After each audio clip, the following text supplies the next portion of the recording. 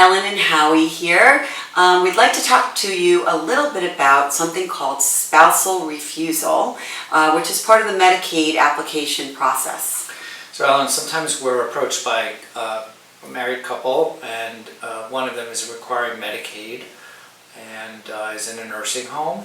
The well spouse, also known as a community spouse because she's residing in the community, will say something like, well, I've got too much money, we have too much money, and there's no way for us to qualify for Medicaid because you can't have more than $2,000 in assets.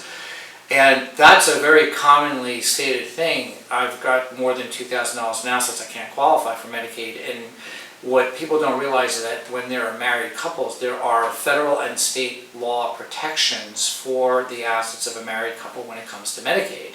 So it is true that $2,000 is the asset limit, but that's only for the person applying for Medicaid. The community spouse is allowed to have up to $130,000 or thereabouts.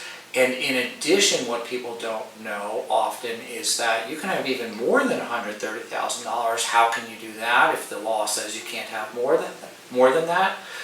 The answer is something called spousal refusal, which initially sounds a little bit harsh, right? Because you're refusing something to your spouse. But in this case, it's actually just a legal technique to allow for the institutionalized spouse to qualify for Medicaid benefits, while also permitting the community spouse to keep more than the $130,000 community spouse resource allowance. The way it works is you simply say, along with the application, you say, well, I'm not in a position to pay for my spouse's ongoing care needs because I have my own expenses that I need to continue to pay, and I won't be able to afford that if I'm also paying $11,000 a month in a nursing home. And that is what is called spousal refusal, and this allows a community spouse to keep more than the $130,000. One of the, or a number of the fallacies that we hear is, number one, yes, but all the assets are titled jointly among myself and my husband, and I know there's a look-back period for transferring of assets, but there's no look-back period for transferring of assets among spouses. So in order to achieve spousal refusal, one of the first things that we need to do is set up a vehicle to transfer all the assets to the well or the community spouse. So we can do that, and that does not create an ineligibility period for the institutionalized spouse.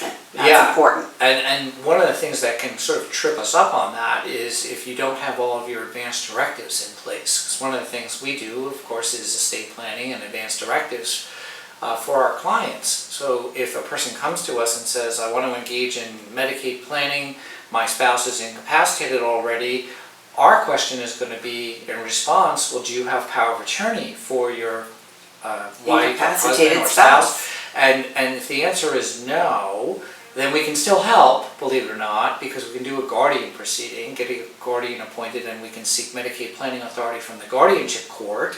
That's possible, although it's more time-consuming and more costly to do it that way. You'd be much better off had both spouses signed a good, durable power of attorney with authority to engage in Medicaid planning, because at that point, even though the spouse is now incapacitated, we can still engage in that planning. Right, and let's face it, $130,000 to keep as a community spouse in today's market and inflation is not very much money.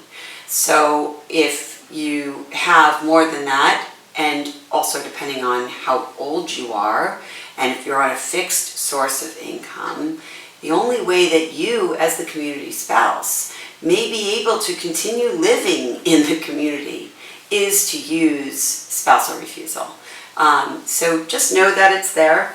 I think that it is a very misunderstood concept as part of Medicaid, and it's a benefit of being married, frankly, because without being married, you don't have a spouse and you don't have the spousal refusal option. So thank you very much from Ellen and I at Elder Law Associates. We thank you for listening today, and as always, we are a resource to all of you. If you have a question about spousal refusal or otherwise, please give us a call.